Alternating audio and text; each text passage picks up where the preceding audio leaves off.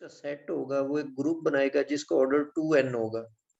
मतलब अगर उस 3 साइड्स वाली ट्राइएंगल लेंगे तो उसका डायहेड्रल ग्रुप जो बनेगा उसमें 6 एलिमेंट्स होंगे। अगर हम स्क्वायर ले लेते हैं तो उसको डबल करें, 4 साइड्स होते हैं तो उसके 8 एलिमेंट्स बनेंगे। अच्छा, सिमेट्री से मुराद क्या होता है कि अगर आप उसको रोटेट करवाते हैं, उसको रोटेशन देते हैं या फिर उसको फ्लिप करते हैं, तो रोटेशन देने से या फ्लिप करने से उसकी जो हेयत है वो तब्दील ना हो।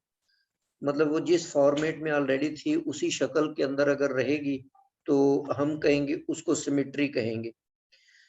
तो किसी भी अगर उसमें एन साइड्स हैं तो उसके रोटेशनल एंगल फाइंड आउट करने का तरीका ये होता है कि 360 को आप उन साइड्स की तादाद पर डिवाइड कर दें। अच्छा, उसमें नंबर ऑफ एलिमेंट्स या ऑर्डर की बात तो हो गई कि उसमें 2n एलिमेंट्स होंगे। और जब आप डाइहेड्रल ग्रुप लेंगे ना जिसमें n लेसर इक्वल टू 2 होगा, तो तब तो डाइहेड्रल ग्रुप जो होगा वो एबिलियन होता है। लेकिन अगर आप n ग्रेटर और इक्वल टू 3 ले लेते हैं तो उस सूरत में वो नॉन एबिलियन होता है। तो ये कुछ बातें थी डाइहेड्रल ग्रुप से रिलेटेड जो आपने याद रखनी। फर्दर हम इसकी स्पेसिफिक एग्जांपल्स को देखते हैं। जैसे हम D3 ग्रुप ले लेते हैं। अब D3 ग्रुप क्या होता है? It is a group of all symmetries of an equilateral triangle. n यहाँ पर मैंने 3 लिया है तो 3 पॉलीगॉन की साइड्स किस में होती हैं? ट्राइएंगल के अंदर होती हैं। तो ये एक इक्विलेटरल ट्राइएंगल होगी। इसका रोटेशन एंगल अगर फाइंड आउट करते हैं तो 360 को 3 पर डिवाइड करेंगे तो ये 120 बनता है। जैसे इधर मैंने शक्ल में दिखाया हुआ है कि ये एक ट्राइएंगल है जिसकी साइड्स को मैंने मेंशन कर दिया कि ए, बी और सी है। हम सपोज कर लेते हैं कि ये स्टार्टिंग सिमेट्री थी, इसको हम ई का नाम दे देते हैं। अब हम इसको रोटेशन देते हैं 120 की। तो 120 की रोटेशन देने से ये ए बी की जगह आ जाएगा, बी सी की जगह चला जाएगा और सी यहाँ पर। तो ये 120 के एंगल से रोटेट होकर हमें ये सिमेट्री मिलेगी। इस सिमेट्री को हम ए से डिनोट कर देते हैं।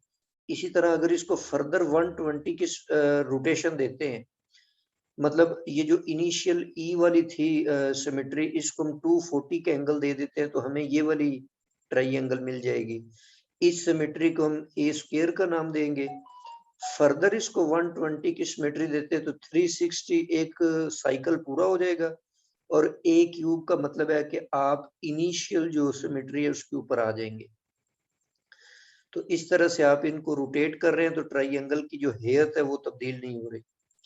अच्छा, इसमें नंबर ऑफ एलिमेंट्स देखने के लिए D3 में हम वो 2n वाला फार्मूला अप्लाई करते हैं तो इसमें 6 एलिमेंट्स आ जाएंगे।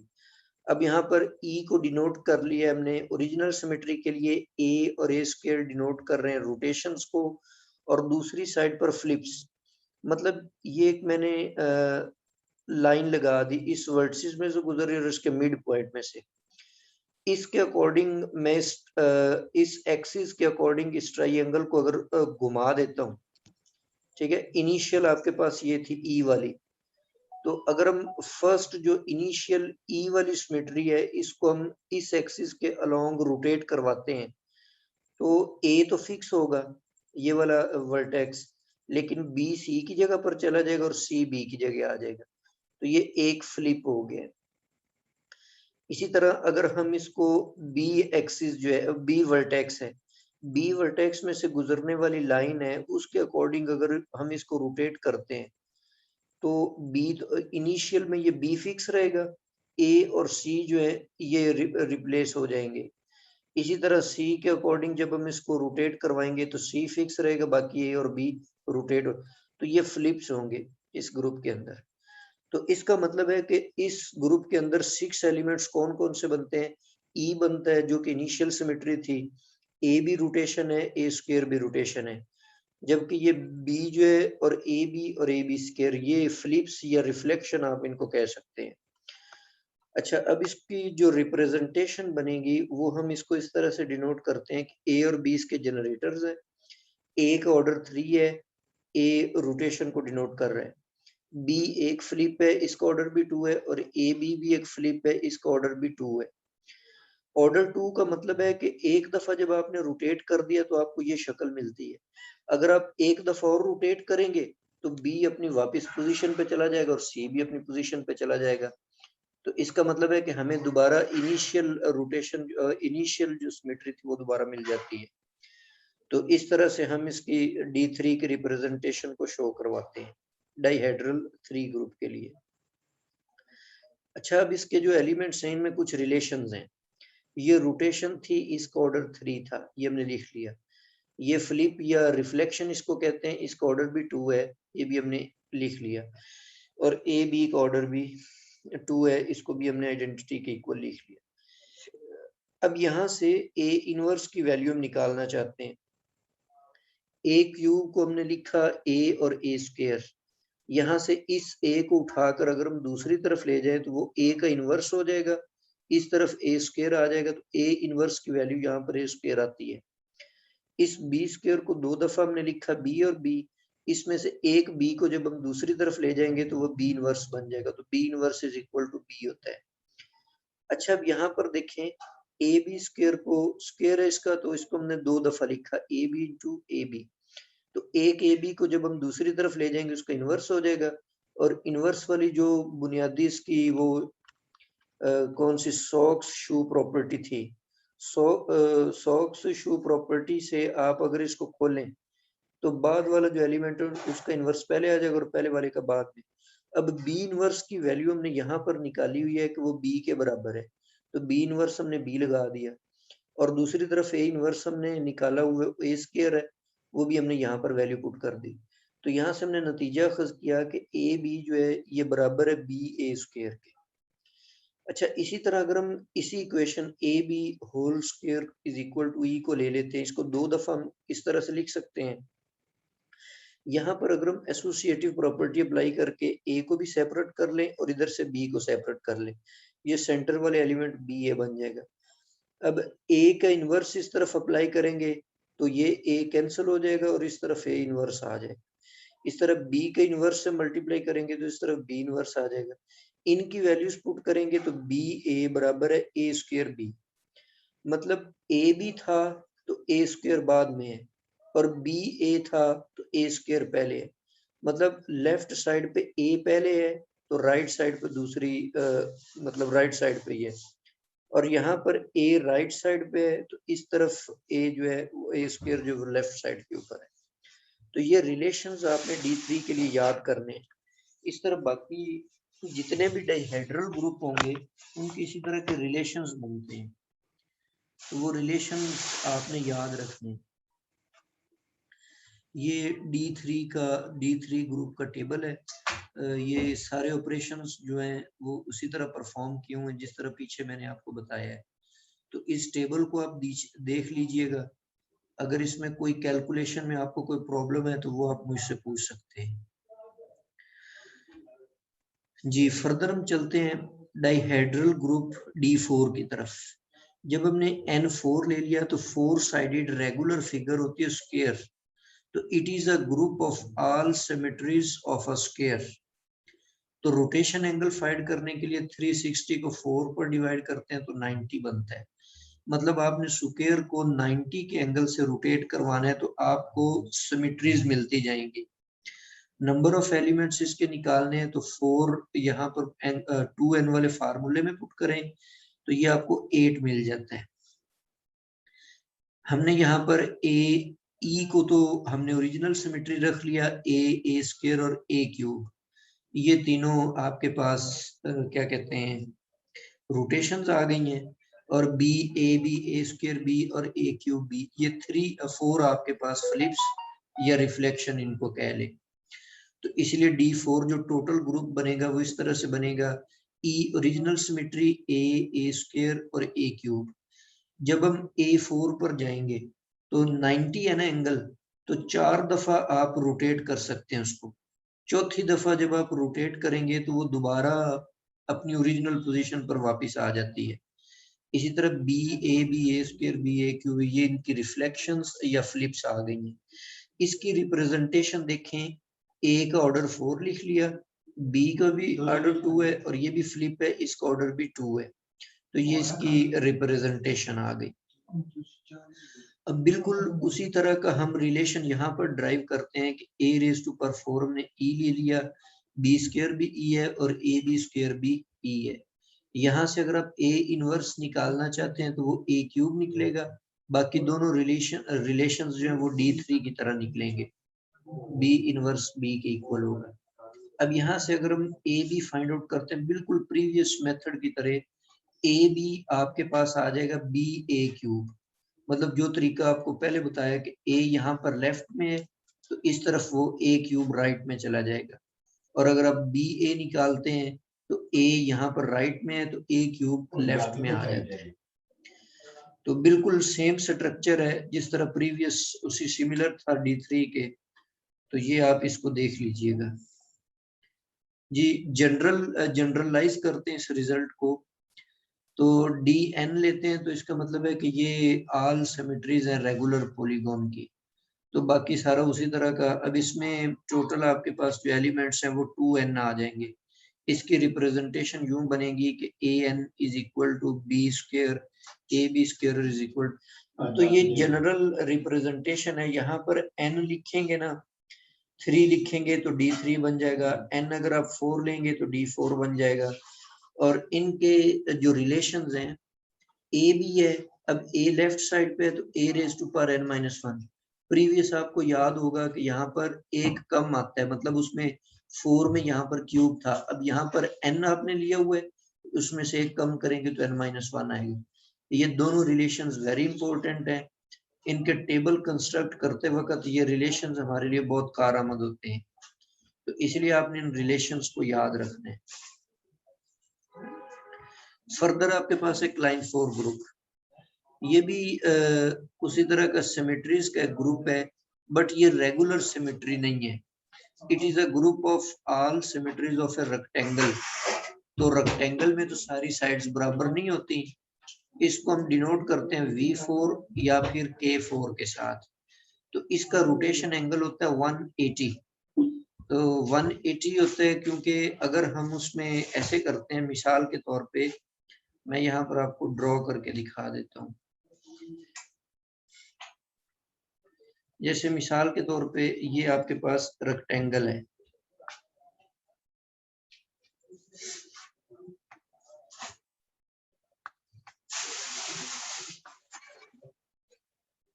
तो ये ओरिजिनल रेक्टेंगल है। जब हम 90 के एंगल से इसको रोटेट करेंगे तो ये रेक्टेंगल तो इस तरह से बन जाएगी,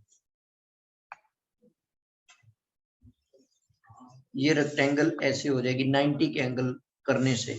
तो अगर 180 का एंगल करते हैं तो अगेन इसको एक दफा और रोटेट कर देंगे तो ये दोबारा फिर इस शक्ल में बन जाएगी, मतलब ओरिजिनल सिमेट्री में आ जाएगी। तो इसका मतलब है इसका रोटेशन एंगल जो होता है, वो जो प्रीवियस फार्मूला हमने पढ़ा ना 360/n, वो रेगुलर फिगर्स के लिए है। ये तो हम शक्ल को देख के बता रहे हैं ना कि इस तरह से अगर हम 90 का एंगल लेते हैं तो ये ओरिजिनल सिमेट्री नहीं आती वापस, इसीलिए यहाँ पर आप ये बात याद रखें। अच्छा, इसमें नंबर ऑफ एलिमेंट्स कितने होंगे, तो इसमें आप देख लें कि एक दफा आप इसको 180 का एंगल देते हैं तो दोबारा उसी शक्ल में आ जाता है। इसका मतलब इसमें रोटेशन का ऑर्डर भी 2 है। एक ओरिजिनल सिमेट्री आ गई, जब उसको हम दोबारा उसकी पावर लेंगे तो वो दोबारा ओरिजिनल शेप में आ जाती है, तो इसीलिए इसका ऑर्डर भी 2 है। अच्छा, दूसरी बात फ्लिप्स जो है, मतलब यहाँ से आप एक एक्सिस ले लेते हैं इसके बिल्कुल सेंटर में से ऐसे, इसके अबाउट आप एक दफा उसको रोटेट करेंगे तो आपको एक और सिमेट्री मिल जाएगी, जब दोबारा रोटेट करेंगे तो ओरिजिनल पोजीशन में वापस आ जाएगा।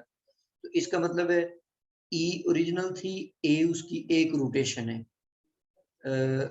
रोटेशन से मुराद मतलब एंगल वाइज, और एक्सिस के अलोंग B एक उसका फ्लिप है, और अगर आप एक्सिस ले लेते हैं जिसके अकॉर्डिंग आप फ्लिप करना चाहते हैं तो दूसरा एक्सिस ये बन जाएगा।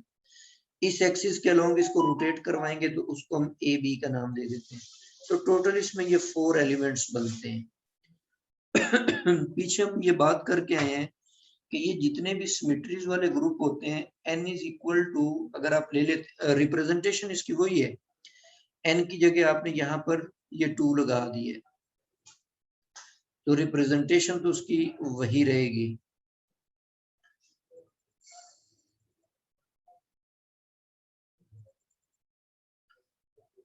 अच्छा, अब इसमें वो रिलेशन फाइंड आउट करना चाहते हैं आप, ए स्क्वायर ले लिया इक्वल टू ई, यहाँ से ए इनवर्स ए निकल आएगा, और बी स्क्वायर ई है तो बी इनवर्स बी निकल आएगा। इसी तरह ए बी आप निकालते हैं तो वो भी सेल्फ इनवर्स है। आपको याद होगा हमने एक थ्योरम पढ़ा था कि जिसमें सारे एलिमेंट्स सेल्फ इनवर्स होते हैं वो ग्रुप एबिलियन होता है। और फिर अभी एक रिजल्ट मैंने आपको ये बताया कि जब आप n लेसर इक्वल टू 2 लेंगे तो भी वो एबिलियन ही होगा डाइहेड्रल ग्रुप।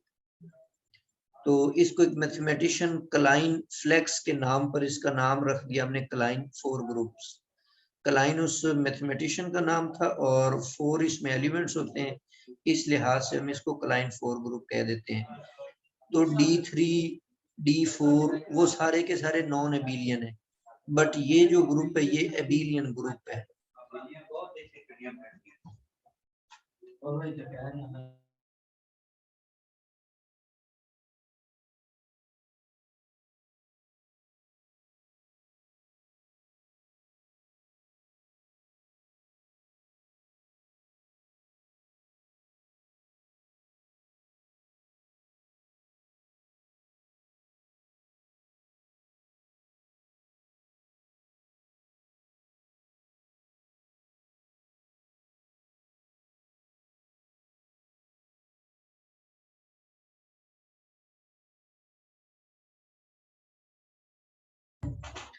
जी फर्दर नेक्स्ट स्लाइड पर चलते हैं हम। अच्छा जी, नेक्स्ट हमारे पास है सिमेट्रिक ग्रुप। सिमेट्रिक ग्रुप क्या होता है? तो सिमेट्रिक ग्रुप को डिफाइन करने से पहले हम परमुटेशन को डिफाइन करते हैं। अच्छा, अब इसमें जो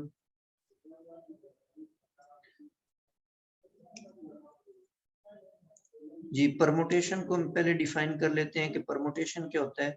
अब bijective function on this set x is equal to 1 2 3 up to so on n elements है इसके अंदर। तो इसके ऊपर अगर हम बाइजेक्टिव फंक्शन बना देते हैं तो इसको हम परमुटेशन का नाम देंगे। बाइजेक्टिव फंक्शन को आपने पहले पढ़ा हुआ है कि वन फंक्शन और ऑन टू फंक्शन को हम बाइजेक्टिव फंक्शन का नाम देते हैं। मिसाल के तौर पर ये हमने एक बना लिया, फंक्शन बना लिया है, तो ये एक बाइजेक्टिव फंक्शन है। यहाँ पर 1 की इमेज 2 है, 2 की 3 है और 3 की 1 है। इस परमुटेशन को हम अपनी आसानी के लिए इस तरीके से भी लिख सकते हैं। ऊपर आपके पास डोमेन के एलिमेंट्स हैं और नीचे आपके पास इमेजेस हैं उनके। 1 का इमेज 2 है, 2 का 3 और 3 का 1 है। तो अपनी आसानी के लिए हम परमुटेशंस को यूं लिखा करेंगे।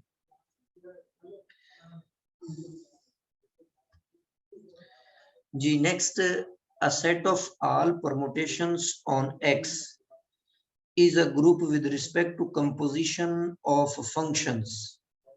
कंपोजिशन ऑफ फंक्शंस हमने एफएससी के अंदर ये कंसेप्ट पढ़ा था कि फंक्शन की कंपोजिशन क्या होती है। अब उस कंपोजिशन के तहत जो परमुटेशंस होती हैं ये एक ग्रुप बनाती हैं। इस ग्रुप को आप सिमेट्रिक ग्रुप का नाम देते हैं और it is denoted by S N. S mean symmetric और एन चूंकि एक्स में एन एलिमेंट्स हैं तो इसलिए यहाँ पर अपने एन लिखा हुआ है। तो इसका मतलब ये है कि एस एन एक ऐसा सेट है जिसके अंदर फंक्शंस पड़े हुए हैं और इस फंक्शन की प्रॉपर्टी क्या है कि ये एक बाइजेक्टिव फंक्शन है। दूसरे लफ्जों में सिमेट्रिक ग्रुप के जो एलिमेंट्स होते हैं बेसिकली वो बाइजेक्टिव फंक्शंस होते हैं। तो यहाँ पर अगर आप इस एक्स सेट में n एलिमेंट्स लेते हैं तो n को आप डिग्री ऑफ एस एन का नाम देंगे। मतलब ये ऑर्डर और चीज है, डिग्री और चीज है। ऑर्डर होता है नंबर ऑफ एलिमेंट्स, यहाँ पर मैं इसको डिग्री का नाम दे रहा हूँ। तो इस ग्रुप के अंदर n फैक्टोरियल एलिमेंट्स होंगे। मिसाल के तौर पे x में मैं 3 एलिमेंट्स ले लेता हूँ तो S3 में आप 3 फैक्टोरियल मतलब 6 एलिमेंट्स टोटल इसके बनेंगे। तो इसके सारे एलिमेंट्स मैंने यहाँ पर शो किए हुए हैं, इनको आप देख लें कि ये किस तरह से बने हुए हैं। ये जो फर्स्ट है इसको हम आइडेंटिटी परमुटेशन का नाम देते हैं। इनमें इमेज और प्री इमेज दोनों चीजें सेम होती हैं, और ये बाकी आप इसी तरह से बना लें इनको। डिफरेंट है ये सारे फंक्शंस। ये 6 फंक्शंस आएंगे S3 के अंदर। अच्छा, यहाँ पर एक और बात भी है, ये एल्फ है तो ये अल्फा स्क्वायर है, ये बीटा है, ये बीटा अल्फा है, और ये बीटा अल्फा स्क्वायर है। बिल्कुल इसी तरह की बातें हमने डाइहेड्रल 3 में देखी थी। तो डाइहेड्रल 3 और सिमेट्रिक ग्रुप 3 का तकरीबन स्ट्रक्चर, तकरीबन नहीं बल्कि एग्जैक्टली स्ट्रक्चर इनका बिल्कुल एक जैसा है। अच्छा, प्रोडक्ट ऑफ परमुटेशंस, क्योंकि हम सिमेट्रिक ग्रुप को डिस्कस कर रहे हैं तो इसमें हमें प्रोडक्ट ऑफ परमुटेशंस और इनवर्स ऑफ वो भी देखना पड़ेगा। अच्छा, यहाँ पर मैंने F एक परमुटेशन ली, G भी एक परमुटेशन ले ली, इनका मैं प्रोडक्ट लेना चाहता हूँ। प्रोडक्ट का तरीका ये होता है कि ये जो फर्स्ट परमुटेशन में 1 है, इसका इमेज है 2। अब आप सेकंड परमुटेशन में जाएं कि फर्स्ट रो में 2 कौन है, ये 2 है, इसका इमेज कितना है, 1। तो इसीलिए आप रिजल्टेंट को क्या लिखेंगे, 1 1। 1 का इमेज 2 था और इस तरफ 2 का 1 था, तो ये आपके पास 1 1 आ गया। इसमें 2 का इमेज 3 है और इस परमुटेशन में 3 का इमेज 2 है, तो इसलिए 2 का इमेज आपने 2 लिख दिया। 3 का 1 है और इस तरफ 1 का 3 है, तो इसलिए ये 3 3 आ जाएंगे। मतलब ऐसे समझ लें कि जैसे ये 1 का 2 है और इस तरफ ये 2, ये दोनों 2 2 कैंसिल हो गए, तो 1 के नीचे ये 1 आपने लिख दिया। इस 2 के नीचे 3 है, इस 3 को इस 3 से काट दें तो नीचे कौन है, 2, तो ये 2 और 2 आ जाएंगे। तो इस तरह से आप परमुटेशंस को मल्टीप्लाई करते हैं, या ये इनकी कंपोजिशन कह लें, ये फंक्शन की कंपोजिशन है। अच्छा, इस तरफ मैंने इनवर्स, यहाँ पर प्रोडक्ट जो है ना, ये गलती से लिखा गया, ये प्रोडक्ट नहीं है बल्कि यहाँ पे इनवर्स आना चाहिए, यहाँ पर इनवर्स आता है। अच्छा, इनवर्स लेने का तरीका कार ये है कि जो सेकंड रो है ना, उसको फर्स्ट रो की जगह पर ले जाएं और फर्स्ट को सेकंड की जगह। जैसे अब ये है फर्स्ट रो है 1 2 3, तो यहाँ पर मैंने 1 2 3 को नीचे लिख दिया है और 2 3 1 को ऊपर लिख दिया है। अब ऊपर वाली चूंकि अरेंज्ड होती है, इसलिए आप इनको अरेंज कर दें। ये जो 1 3 वाला कॉलम है उसको पहले लिख दें, 2 1 वाला सेकंड नंबर पे लिख दें और 3 2 वाला तीसरे नंबर पर, तो ये बन जाएगा 1 2 3। तो ये आपके पास इनवर्स निकल आया जी। अच्छा, आपने किसी परमुटेशन का ऑर्डर फाइंड करना हो, ऑर्डर से मुराद होता है जहां पर आपको आइडेंटिटी परमुटेशन मिले। तो आपने F को F के साथ मल्टीप्लाई किया,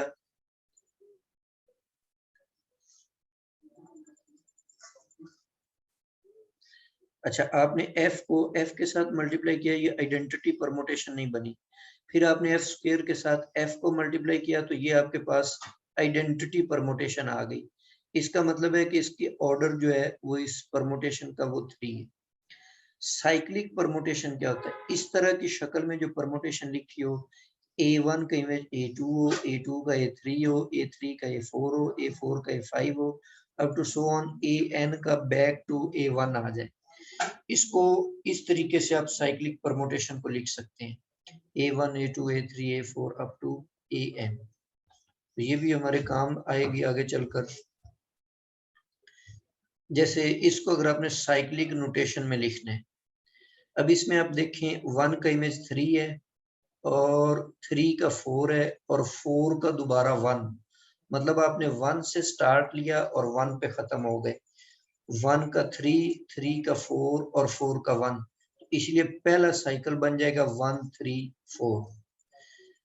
इसका देखें 2 का 5 है इमेज और 5 का अगेन 2 आ गया, तो ये 2 5 बन जाएगा।